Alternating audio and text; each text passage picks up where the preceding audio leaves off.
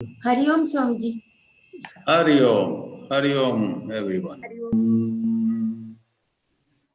Vakratunda Mahakaya Suryakoti Samaprabha Nirvignam Kuru Me Deva Sarvakaryeshu Sarvada.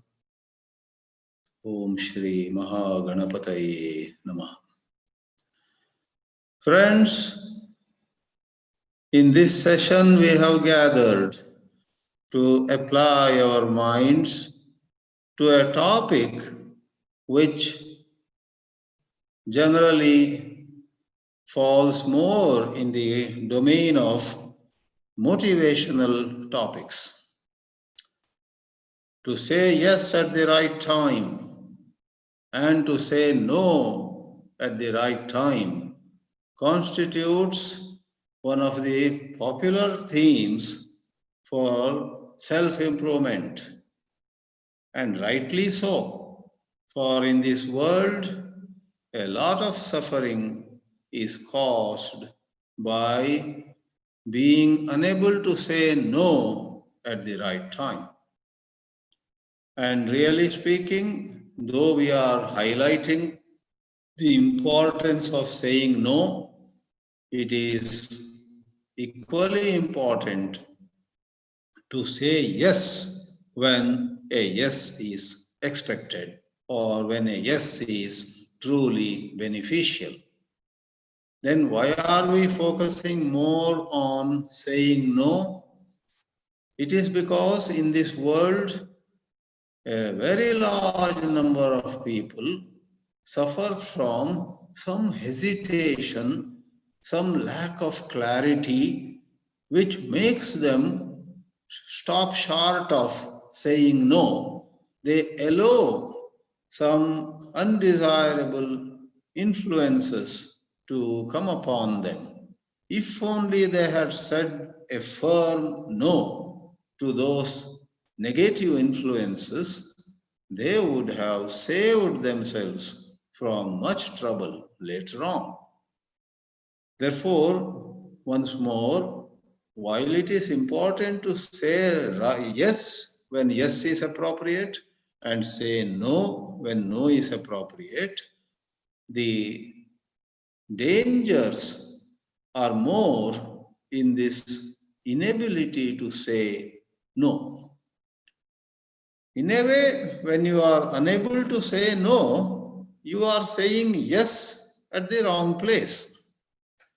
Therefore, this yes and this no are time and again two options that come together before us. We choose one of them. They are almost like, if not identical to, Shreyaha and Preyaha fork that we hear in the Kathopanishad. Most of you know how Lord Yama says to Nachiketa, in human life, again and again, we come face to face to the path of the pleasant Preyaha and the path of the good Shreyaha.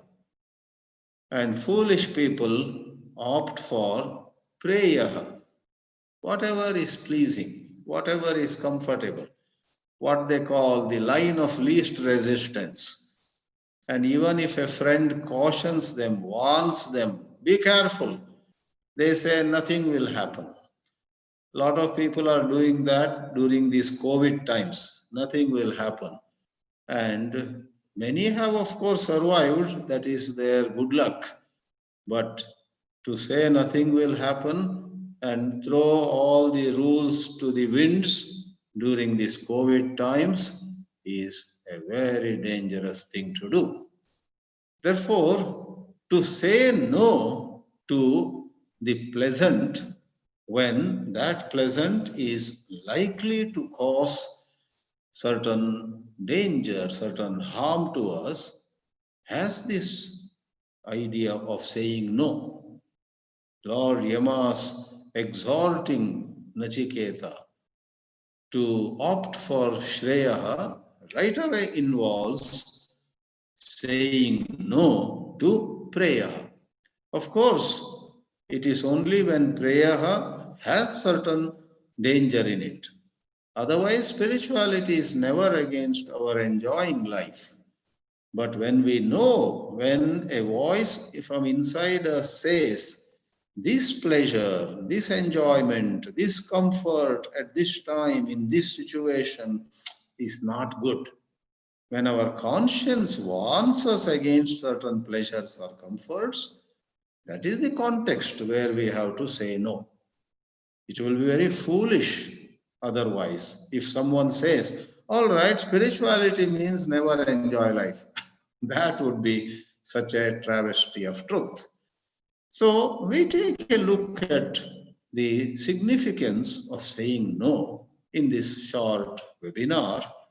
Other day I came across an article by a popular journalist of the USA, and she wrote about the opinions of several academicians, professors, and so on. One of them was Professor Michael Maddaus of the University of Minnesota, who actually, I believe, goes around and promotes what is called resilience bank account.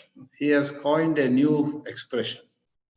Like we have bank account of rupees or dollars, there is the bank account of resilience. Resilience is how we may bounce back when certain traumatic experiences come to our lives. We go through some loss, we go through some damage, and in spite of it all, suppose we bounce back, we come back to our normal health, physical and mental, then it is said we have great resilience. And Professor Maddaus talks about the need, especially in these COVID times, to increase the resilience bank account. And he gives 8 ways to enhance resilience. And those are, you will be happy to hear the first one, sleep well. If you and I take proper rest, that does give to both our body and mind better resilience. Then, right nutrition. Rather than eating whatever pleases or gratifies our palate, if we go for food that is nutritious, that is number 2 that Michael Maddaus recommends. Number 3 is exercise. All this we know, it is common sense and yet not very common as when it comes to practice. Then Professor Maddaus, teaching some subject like sociology or some such thing, advises meditation like spiritual teachers. Number 4 is meditation. Number 5 is self-compassion. Don't blame yourself all the time. Don't curse yourself. Don't condemn yourself. Don't say, I am useless, I am bad. No. Have, on the contrary, self compassion. Be gentle to yourself. All of us do make mistakes, but rather than wasting our energy in blaming or condemning or criticizing ourselves, we must gently look at what happened, and next moment we should be careful again. Number 6 is gratitude. Number 7 is connection. Connect to nature, connect to family people, connect to other human beings. Don't drive yourself into a hole, into isolation. Now, I brought Professor Maddaus not for these 7. The 8th one that this professor of University of Minnesota says is say no. Saying no, if it gets into our healthy habits, can increase our resilience. For, as I will explain it a little more very soon, it is because we said yes at wrong times that things went wrong, agitations increased, inner turmoil further went up. We say yes in a haste, and as somebody said, tattoo in haste and repent at leisure. We say yes. I once got a phone call. Somebody was talking to me, asking me to do something. I felt a bit stressed. In order to complete that call quickly, I just said to him, "Okay, I'll do," and disconnected. I saved a few minutes in that phone call, but because I said yes so hastily to ensure that this phone call gets short, next day I had to do several hours of work for that person's demand. If only I was patient and gone through the phone call a little more and inquired what exactly you want, tell me again, and so on. Maybe in that phone call at the end, I would have said, "Thank you, I will not do this time. Next year I can do for it." I could have at least bought time. But to reduce the length of the phone call, I said yes. So many of us, because we did not say no, would have created situations in our life, and that weakens us, because when we are in conflict, when we are in regret, when we feel bad about the way things are going, resilience comes down. Our ability to recoup, come back, get back to normal, regain the shape. I believe even in physics, in material context, resilience is the property of something which, upon being bent or distorted or twisted, gets back to its original shape pretty quickly. That material has good resilience. It doesn't break down or it doesn't stay in the distorted shape. It gets back to its original shape. So apply it to psychological domain. When you and I are able to get back to our cheerfulness, then that is resilience. Now, scriptures like Gita and Upanishads talk a lot about saying no in a hidden manner. Except for one or two places in the Gita, Sri Krishna doesn't explicitly say to Arjuna, "Don't do that, don't do that." One or two places he does say. For example, in the third chapter, he says, "Sense objects always attract the senses, don't come under their sway."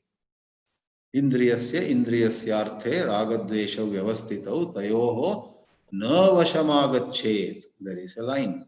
That is a imperative statement in the negative. Don't you come under the sway of sense objects. Just because there is some delicious food in the kitchen, don't gobble it when at 2 a.m. you went to bathroom and on your way back you felt tempted to put a sweet into your mouth. Say no. Don't take it at the wrong time in the wrong quantity. So, tayor na vashamagacche. Those are explicit. But I would like to draw your attention to a portion in the Gita, specifically chapter 13, verses 7 to 11. In 5 verses, in that very popular portion, Lord Sri Krishna gives 20 human values and says where these 20 human values are seen, know for sure there is the highest self knowledge. What are those 20? I will not go to all the 20, but this evening I sat down and counted those values which have the thrust on saying no. The very first one, amanitvam. Sometimes it is translated as humility, but if you see the structure of the word, manitva is to feel proud, to feel superior to others. Amanitvam. A is a negation. No, I don't want to think of myself as superior to anybody just because of some background of mine. So the wise person says no to a wave of sense of superiority coming in him or her. Adambitvam, all hypocrisy is sent out of the door. Say no to living in double standards. Then you have ahimsa. All of you have heard ahimsa, paramo dharma. The supreme virtue in human life is being cautious not to hurt anyone. But look at the word ahimsa. It is also means negation. Don't say yes to himsa. Say no to the tendency in you which likes to gossip against somebody or even initiate some destructive action. Say no. Say no to hinsa. Vairagya also is absence, it is negation of excessive attachment, ill placed attachment. We love each other, we have a lot of friendships, and especially in family life, we are attached to each other, which is okay. Gita doesn't say, even at family level, be aloof. No, Bhagavad Gita never asks us to stay aloof. Mix with all, crack jokes, share good food, share fun, spend fun together, have fun together. But Swami Chinmayanandaji always used to add an adjective, have inner detachment, which means we must be aware that all relationships have the possibility of coming to an end or changing drastically. Today's friend may not talk to us tomorrow onwards, we never know. So, to keep in our knowledge without making a big issue of it, to understand deep within that things are not permanent is vairagya, that is also saying no to any overdoing, any excessive attachment. Then there are some more asakti, anabhishwanga. And talking of bhakti, Sri Krishna says avyabhicharini. Vyabhicharini means wavering, oscillating, changing places. And our devotion to God should be unwavering. See, wherever that unwavering, non wavering, or whatever negation is done, it is a form of saying no. In emotional intelligence, which is a very interesting topic or a bunch of topics these days, one of the components of high EQ, emotional quotient, is assertiveness. And assertiveness often expresses as saying no. And we don't have to bring the roof down to say no. Many a time we can say no in a gentle manner with a smile on our face.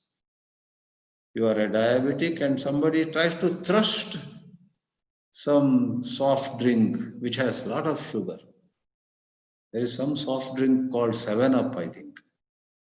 A diabetic drinks 7 Up, he will go 7 down actually. His health will go down by 7 steps if he drinks 7 Up.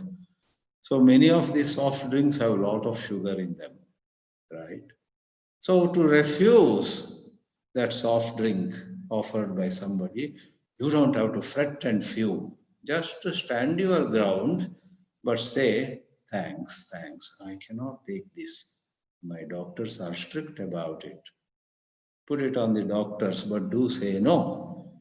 Now, there has to be, in order that we grow in spirituality, there has to be ability in us to change our ways.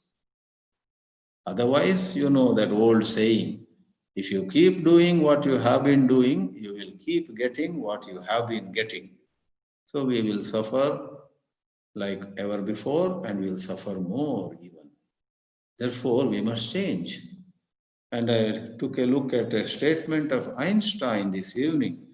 Einstein said in a little different style, we cannot solve problems with the same thinking we used when we created them. So, whether it is thinking or talking or doing, one kind of thinking, talking, and doing created problems. Now, in order that we may solve those problems, We have to go for another way of thinking, another way of talking, another way of communication, another way of action. Therefore, even Einstein's statement, I don't know in what context he had said, maybe he had said in some scientific context, I don't know, but applies very well that we got to change. And now, even Sri Krishna's Karma Yoga is saying no to the old habit in us which demands outcome, results, success. Today I edited a long article by a successful person in the corporate world, Mr. Atul Vora. He is the regional manager in Canada and Canada, Australia, India, some 3 or 4 countries of a company called Solera. And he wrote a wonderful article on Gita on Nishkama Karma.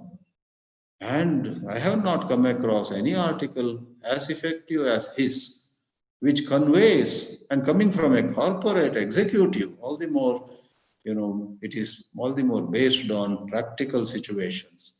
I have not come across anyone saying so effectively the importance of doing our best and not worrying about outcome. So, talking of his experience to begin with, Ponds. Ponds is a company, for known for various creams and other things. Then Mastech, and then finally the Solera City Group. He went to Greece and promoted City Group's financial operations.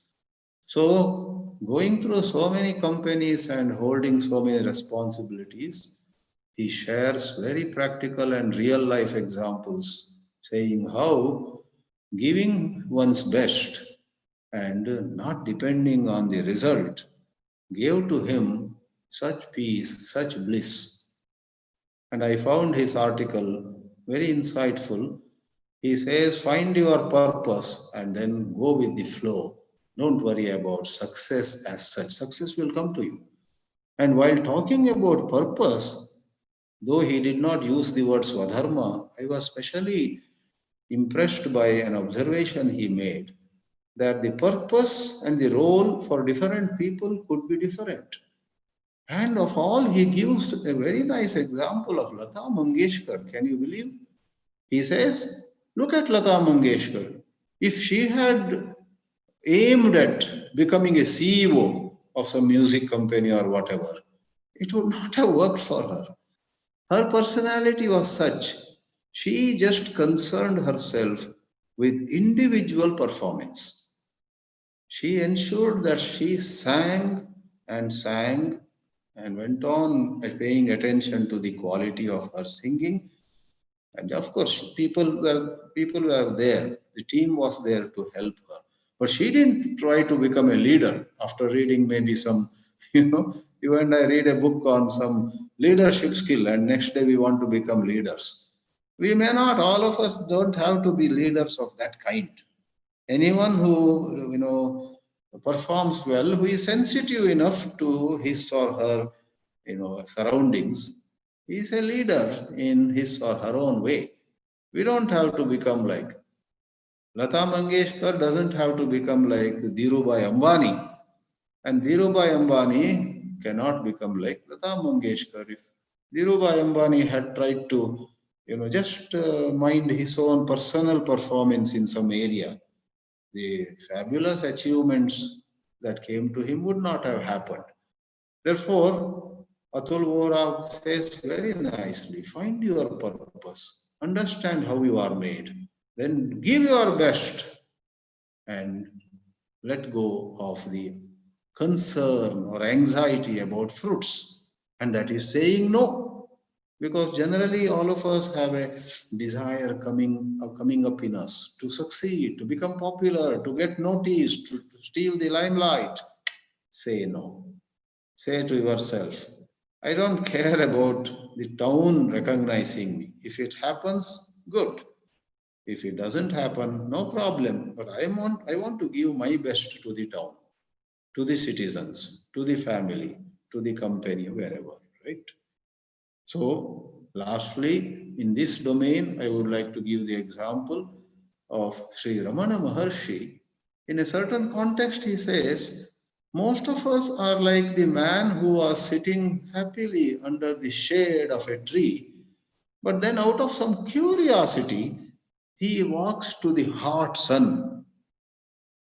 Maharshi Ramana, living in South India, gave an appropriate example. You know how in places like Chennai or Warangal or many places in South, or for that matter, many places in India, they say jocularly about Chennai, they say there are three weathers in Chennai: hot, hotter, and hottest.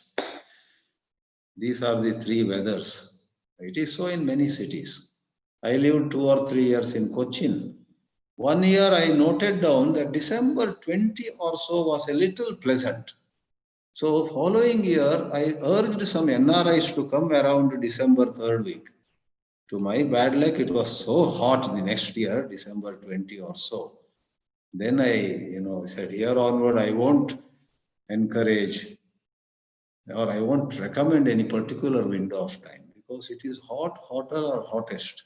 So Maharshi Ramana, who lived in Tiruvannamalai, a very hot place in South India, says this man was sitting in the cool shade, but curiosity makes him go to the hot sun, and then he says, "Oh, it is so hot," and comes back.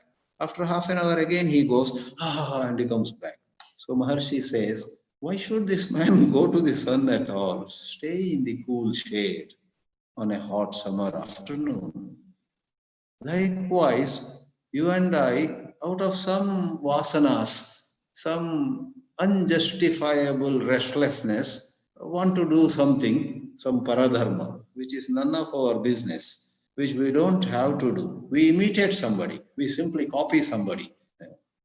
If Lata Mangeshkar had tried to copy Ambani, our Amitabh Bachchan wanted to become a big businessman and he started one corporation, ABCD or something, Amitabh Bachchan Corporation, ABCL perhaps, Amitabh Bachchan Corporation Limited. And he incurred huge losses. And I have personally watched a video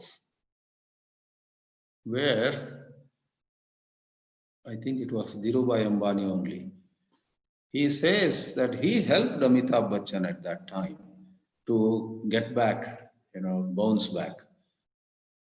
So Amitabh was really at its wit's end. And later on, after that, this was some 25 years ago, I think, he never touched the business field. He just went on acting. He would act like a billionaire in some movie, but he would not attempt the business of any of these, businessmen. It applies to all of us. We are good in something. All that Gita asks us to do is take that activity where you are good, but use it for service to people, not to project your own glory. If you know good singing, sing in order to make people happy. Whether they give you 10,000 or 10 lakhs for your performance, let that not be an issue. If you have made 1,000 people happy one evening by your songs, let that be your reward mainly. Rest of it, some little common sense is okay, but don't have to be attached to wealth and so on. So Maharshi Ramana, in that example, asks us to say no to going to the sun, which is unnecessary in that case. Some other place it may be necessary. Never stretch any example beyond its intended scope. Don't make it literally. So Maharshi Ramana says we should always be in shade of trees. We should never go into the hot sun. No, no. Some of us have to go to the hot sun for our work, whatever. So now, couple of points more. It is said in the Gita that Shastra guides us with regard to Karya and Akarya.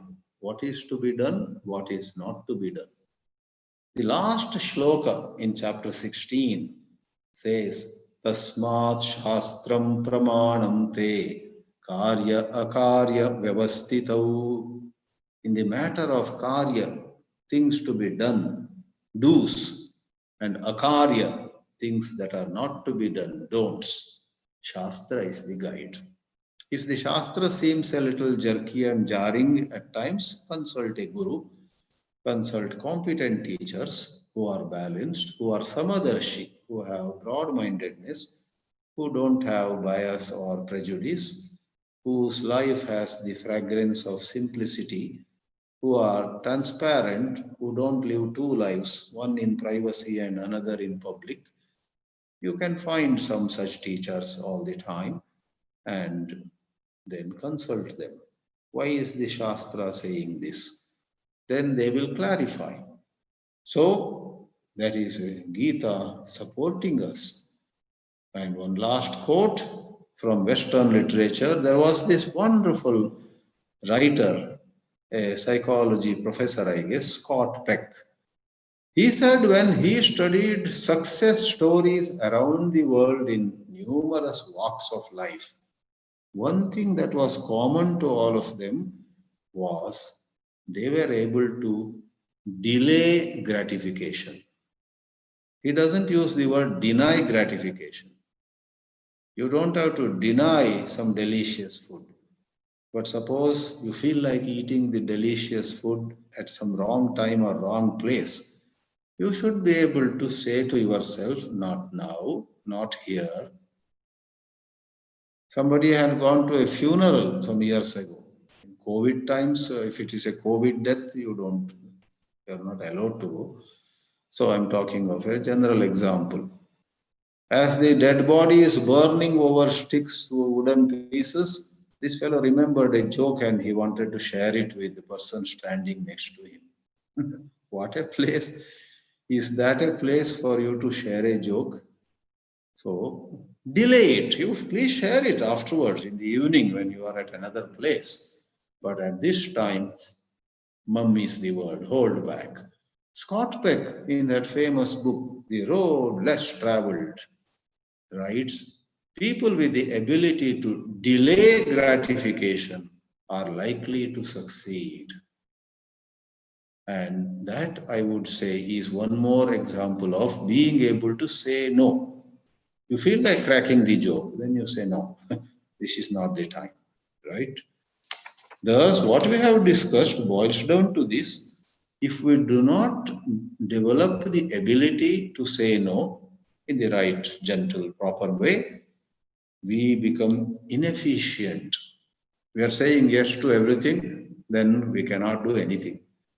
We procrastinate because before completing some work, we have already taken another 3 or 4 pieces of work. So this one gets procrastinated, postponed.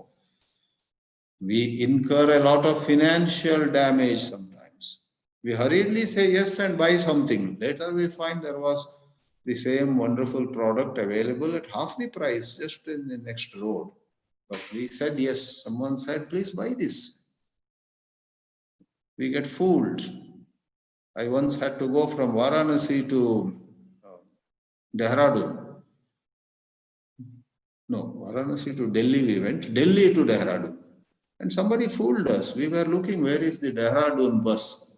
Somebody from private bus agency, some man came and said, there's no bus today. This is the only bus and very low price, sir. It's just some 300 or something. And it's about to leave, sir. Some 3 or 4 lies. And we foolishly believed him. And I was personally responsible. We were 3 people. I said to the other 2, I think let us go. He's saying this, only 3 seats are left just for us 3. And later we came to know there were much better buses which were faster, which were more comfortable. We went to Dehradun totally tired after several hours. So saying yes, we make our physical life also miserable, financial losses, we bring agitation, turmoil, and I would not mind saying that a whole lot of us don't have peace of mind, whether married or unmarried, whether students or adults, sannyasis or grahasthas, all of us. From a distance, it seems that all others are happy and we are suffering. In life, all of us are suffering. Go close, you will know. You go close to somebody who you thought was having a very peaceful life, it is all. Of course, some suffer more, some suffer less, but there is nobody on the earth who has some anxiety or other.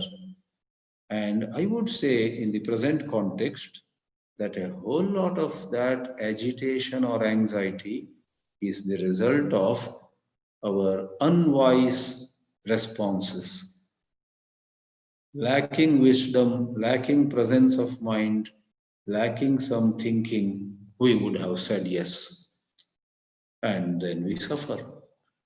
So, all of you surely would have the question at this moment. You would say to me if you had a chance, you have explained it all well, but tell us quickly, how can we develop the ability to say no? See, I myself am a lifelong learner. I keep learning something more about all these things. Not that I got everything and I'm just serving it on a plate before you. Other day I was very impressed. I will not go to great length about it, but I was very impressed by a audio, in fact a video, a talk by a professor of Indian Institute of Science in Bangalore, who talked about pranayama in a very scientific way. And a couple of points he made were very practical. And then I later exchanged some WhatsApp messages with him. And I will share with you the gist of his advice finally. He said, if not other pranayamas, there are many pranayamas, Kapalbhati, Brahmari, and so on. If not anything else, you must tell all your students, I am doing that now, you must tell all your Vedanta students to do Nadi Shuddhi twice a day. He said to me. Though I have some knowledge of pranayama, that morning I was a bit unclear. I asked him one more WhatsApp message. What actually do you mean by Nadi Shuddhi? He sent to me a 4-minute YouTube video, and that was so simple. It is, most of you know it. Breathe in through the right nostril, breathe out through the left. Breathe in through the left nostril, breathe out through the right. And if you do that, there are some recommended ways of holding the nose, otherwise also in whatever way you hold. But breathe in through the right, breathe out through the left. That is Anuloma Viloma Pranayama, and it has some other name also. But that is one excellent way of bringing about Nadi Shuddhi. If you and I are on occasions saying yes where we should have said no, it is because we didn't have enough of Nadi Shuddhi. Nadi is a yogic term. It's neither blood vessel, artery or vein, nor the nerves, but Nadi is a term in the Yoga Shastra. There are certain invisible paths in the human body where prana, vital air, vital energy flows. And if these nadis, these conduits, these paths are shuddhi, cleared, cleansed, then our responses improve. Many a time after we say yes at the wrong place, 1 minute later we realize, I should not have said yes. If there is nadi shuddhi, you don't wait for 1 minute. At the time you are about to say yes, you will hold back. Then you will pat yourself on the back. Thank God. I was about to agree to that guy's proposal, but by God's grace, you may call whatever. At the nick of the time, I said, "Can we discuss it this weekend again?" And now I am very clear. I will never agree to that proposal. And once in a while, there are proposals where you have to say yes. That is to be understood. In fact, the other day I had shared it in one of my newsletters how Deepak Chopra made an insightful statement that in general emotional intelligence literature, it is said if you can delay gratification, you will succeed. He says not really. In 9 out of 10 cases, it may be so. But in 1 out of 10 cases, you should not delay. In 1 out of 10 cases, if you get a golden opportunity which won't come to you again, and if you have what he calls enhanced awareness, he puts a conditional clause there. In ordinary awareness, yes, it is always better to delay gratification, to wait a little, think twice, look before you leap. All those are valid. But in enhanced awareness, you are living in a certain inspiration, there is certain lightness, there is certain, the best word is that you don't have to delay. You know, you have a certain gut feeling. It is not some crazy gut feeling. It is a real gut feeling born of actually being clear. You are actually clear. Then you leave alone weekend or a half an hour later. Within 2 minutes or within 2 seconds, sometimes you know that this is an opportunity I have to grab, and you will grab it. So don't generalize anything too far. That is, for the sake of slowing down, never slow down. If you feel that there is something fishy here, I need to think about it, then do delay. But if you are very clear, if you have a certain divine inspiration, strike the deal right away.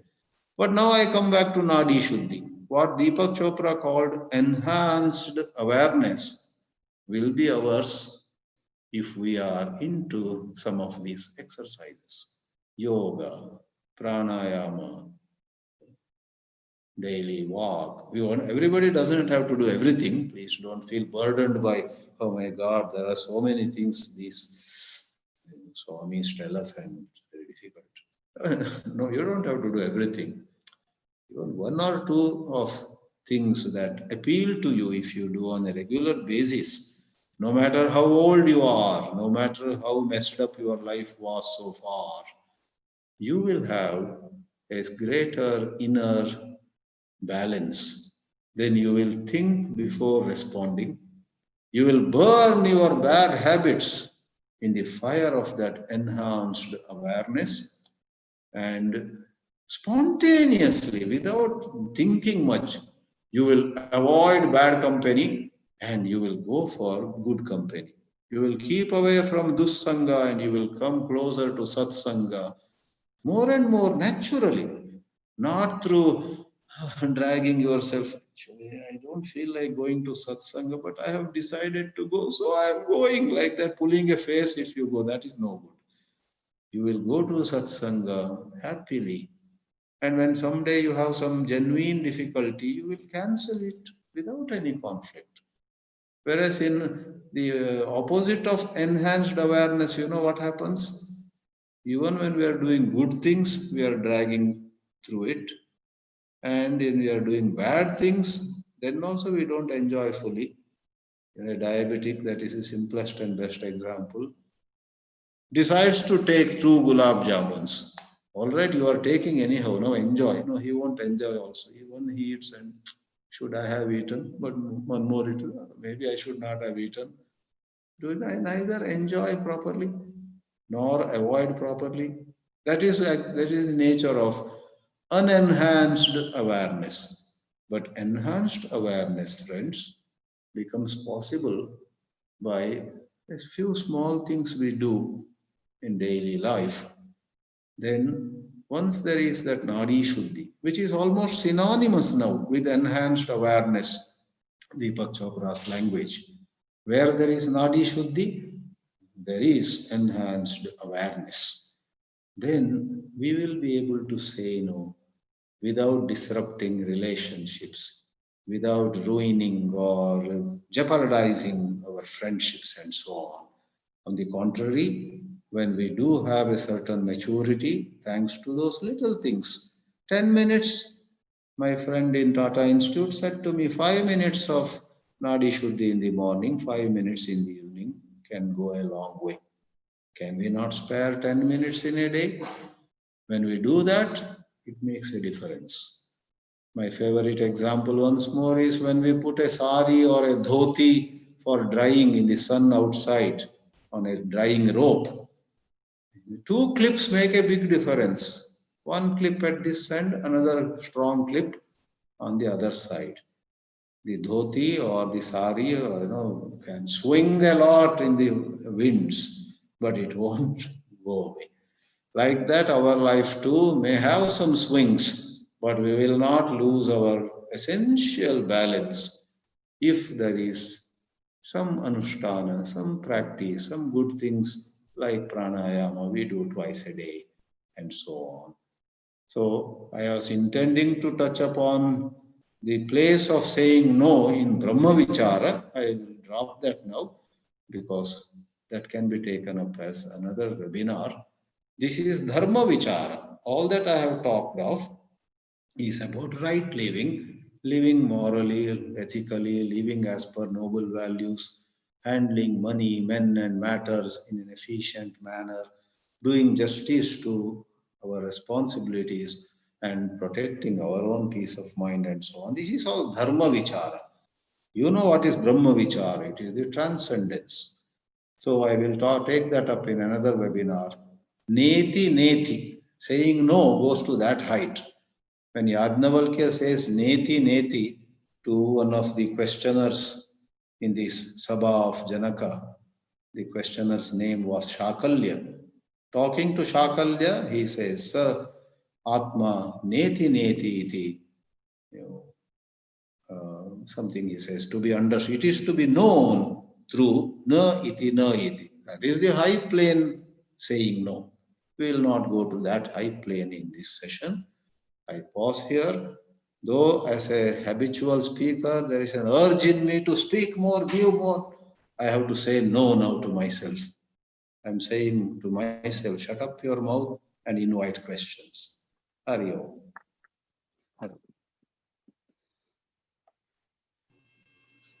Yes.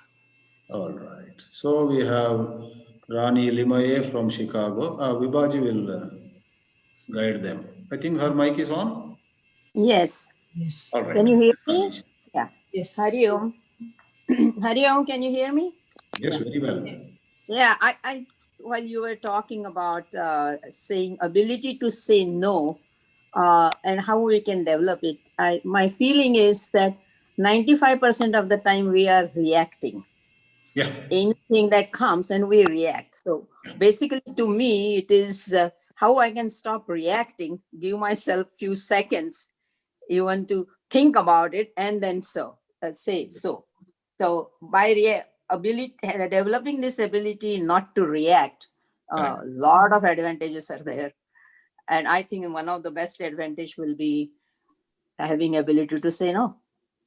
Well said, well said. Yeah. If we have habit of reacting, we must slow down over there. Yeah. Give ourselves a little time. Yeah. Thank you. You have expressed that point very well. Yeah. Thank you. Swamiji? Yes, Subramaniam. Yeah, Subramaniam. Hari Om Swamiji. Some people, I see, they have a natural ability to be able to say no. And some people, I find myself, very soft, kind I'm of. with you. I'm with you. Many of us are like you. Right. So I sometimes admire them, because they're able to give them that space and, like they mentioned the reactivity. So you gave me one tip, that Nadi Suddhi, which I think is a good one. But it is like some samskaras, Swamiji, or some people are very good at it, like. I'll say two things here. One is, it is sanskaras. Everybody has their personality.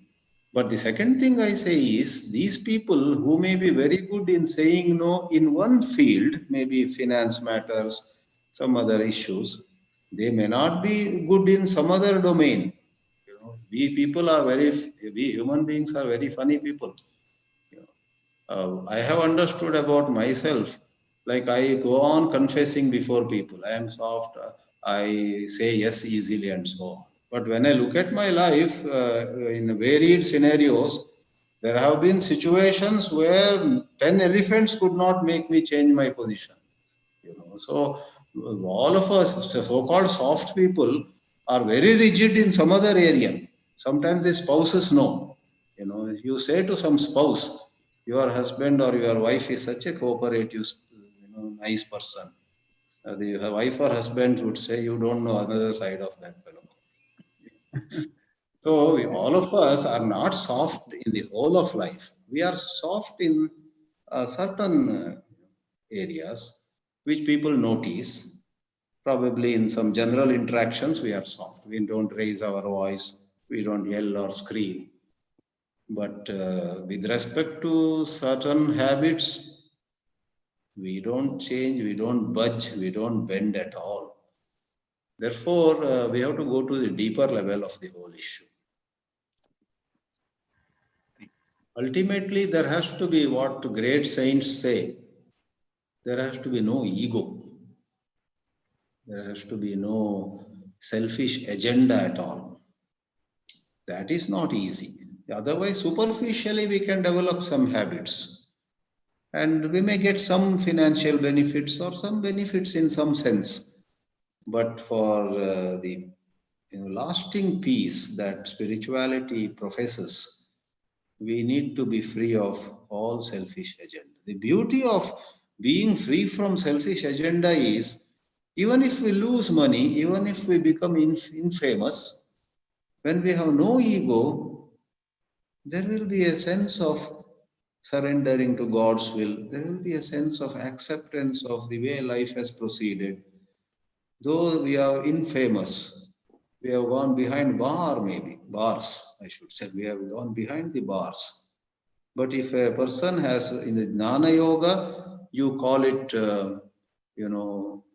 the understanding, I am pure awareness. In Bhakti Yoga, it is God's will.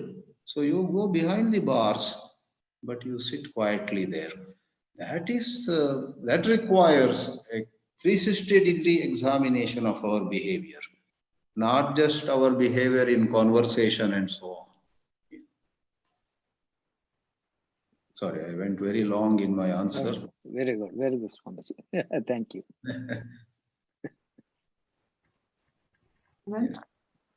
Hari Om Swamiji. Yes, Aditya. Yeah, Swamiji. One question from me, Swamiji. When I say no at home level, it is not greatly respected by other people. Like maybe sometimes it's very important and sometimes not so important also. But I am having some things to do only. In that condition, when I say no, majority will be, they are refusing it, and I have to go down to say yes. Yeah, I fully understand. In fact, in patriarchal families of India, we increasingly see men have always had some upper hand. The society has given generally. So there are some women who are exception. So, like you say, many times the mother of the family, the wife of the house, they sometimes have to follow, have to cooperate with what the man of the house says. There, all I can say at this time is it has a history of thousands of years. That's how the societies have been in the world. You have to develop what is called dharmic strategies. You have to think, you have to work out, maybe you have to think, do some homework, how these people will come around and see the truth of what I am saying. So is it because I am a woman? Is it because I am emotional? Is it because of some particular words, phrases that I use? There are many things, some background. Or is it because they are suffering from so many pressures?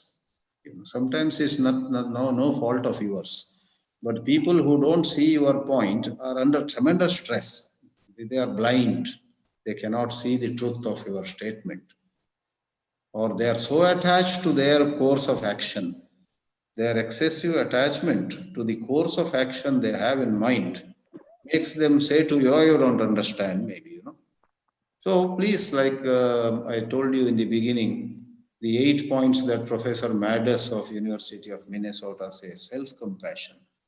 Have compassion towards yourself. Be gentle to yourself every time you could not convince others and so on. Be compassionate. Don't judge yourself as failure. Keep your satyagraha on.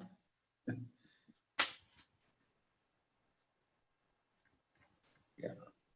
So we may take up another 2 or 3 questions. Hari Om Swamiji. My name is Shankar from Chicago. You said you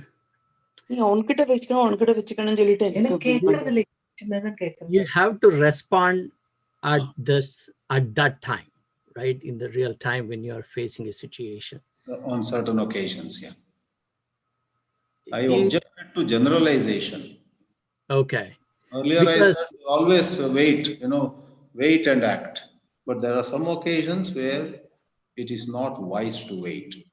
That's what I said. Okay. In Sanskrit, I have heard Maunam Sammati Lakshanam. Yeah, we have a famous saying, yeah. Famous saying. Correct. So if we are doubtful, Yes. I think what I understood from what you said is take some time.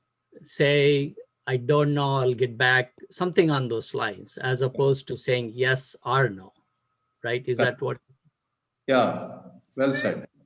In fact, when we buy time, like we'll decide tomorrow or something, we should not leave the other person thinking that we have agreed. We should say that I don't know whether it is I should do or not. We should, otherwise, Maunam, if you quietly, smile and say, I will tell you tomorrow, he may think this you have internally agreed. So he should know that you have neither agreed nor opposed. You have kept it pending. Therefore, one sentence before you part from that person that day, one sentence saying that we will take a decision this way or that way tomorrow, will at least make it unambiguous. Because next day, otherwise, he will begin saying, yesterday you agreed, but you said, literally you would say next day, but you had agreed. Did you not? He will ask. First, you will have to clear his confusion then. Yeah. In fact, one of my business associates always used to say that I don't confirm or I don't deny. Oh, I see. That was his statement to say, I'm in a situation where I'm presented with this. If I don't say anything, then they will make their own interpretation. So I don't confirm, I don't deny. Thank you. I think there's a whole field of psychology. In one of the videos, the founder of Infosys, Narayana Murthy, says, some young Indian software professionals go to North America and their body language is yet to adjust to the West. So when their boss asks some question, he in fact humorously says, they neither move their head vertically nor horizontally. They just go it in a circle. And the American boss is totally confused. Is this guy saying yes or no? So he gives some 3 or 4 tips to IT professionals going abroad. He says, make yes in a clear vertical movement. If it is no.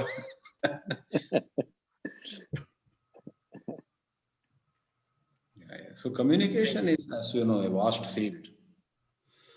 Swamiji, how do we handle regrets? How do we handle regrets? Yes. Yeah, regrets. Again, Nadi Shuddhi, again, some healthy exercises will generate in us, figuratively, that flame of awareness, the flame of attention, the fire of, seeing things in broader angle of view. In that, these regrets get burnt away, to use a figurative expression. Actually, you and I can see it. It should be it's a well-chosen blend of physical, breathing, thinking, emotional exercises. Because physical walking, etc., also sometimes loosens certain, rigidities inside us. Sometimes in these COVID times, most of us are inside the home all the time. So if we just go out where there are no other people and take a brisk walk and come, without our planning for it, the mental state changes, right? So you need to have, just like a good, cook keeps many, many recipes ready. So depending on the mood, she makes some upma someday or some poha some other day, or she just makes a bread toast. Like that, we should have several exercises. Physical exercise, breathing exercise, emotional exercise. Emotional exercise could be, listening to something which appeals to our heart and so on. So at different times, the different exercises make a difference to us. Even among speakers, today you may like Swami Chidananda's lecture. If you go on hearing, you will get bored one day, I tell you, I warn you. You should have other speakers also ready. One day you say, I have had enough of this Chidananji, with due respect. And play maybe, we have some friends here who introduced me to Michael Singer. What is that beautiful book he wrote? Untethered Soul. In North America, you have an author. I mean, he is universally popular. The Untethered Soul by Michael Singer. Excellent. The other day I heard him for 10 minutes and I felt so good. My regrets took back seat for half an hour. Then they came back. The regrets don't go away so easily. But there should be a simple way, Swamiji, to handle regrets. No? Mentally, mindfully, how do you handle it, in fact? So there's no single answer. You study different literature and make a list of my 10 ways, my selected 10 ways of diluting regrets. If you ask me, breathing exercise, reading Gita, chanting Vishnu Sahasranama, and we Swamis have one more way, which all of you may not have the privilege to do. Get a bunch of people and advise them. Our mind becomes Paropadesha Panditya.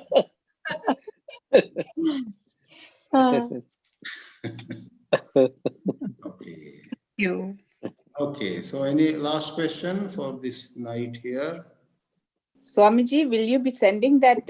You mentioned that there was a YouTube on that Nadi. Yeah. I can send to Please. Vibhaji, and Vibhaji, you have email ID or WhatsApp of most of these people. Yes, Right. I have. Yeah. So forward kar dijiye. Okay. That will be nice. Thank you very much. Raina जी आप अपना speaker on कीजिए रैना जी He's just expressing, I think. Yeah, he is speaking also, but Oh, really? Raina ji, yes, I am noticing you Namaskar, Hariom. Hariom. Hariom. Mr. Raina may always ask questions. After listening the talk, I feel that one has to have two things within a self. Number one is very clear perception about the subject he is discussing at that particular time. Number two, there has to be inner strength in him to say no, because saying no also requires the strength. Correct. And strength will come from the perception. If the perception is clear about the topic or the subject, which is being deliberated upon, saying no will make easy to the person. True. Clarity of see and certain inner strength. Yeah. Yes. Correct. So at a given point of time, all of us have limited amount of both these. None of us is totally clear about scenarios, and none of us has tremendous strength, as some Vivekananda or some Bhagat Singh, etc. had, Sir. Some of these great heroes were able to even sacrifice their life. We won't sacrifice even some small financial advantages. We say, why should I lose my this amount? Then one will say yes. Then one will say yes. Then one will say yes and suffer at the later stage. I know, correct. Thank you. Well said. Well said. Hariom. Thank you, sir. Pranam Swamiji. All right. Namaste, Yeah. everybody. Hari Om. See you again. Yes. Hari Om, Swamiji. Happy New Year, Swamiji. Happy New Year, Happy New Year. Swamiji. Happy New Year. Thank you. Happy New Year to Happy all of New you. Year, sir. Happy New Year. Happy Happy New New Year, Swamiji. Happy New Year. Swami. Year. Namaskar, sir. Happy New Year to you. Namaste.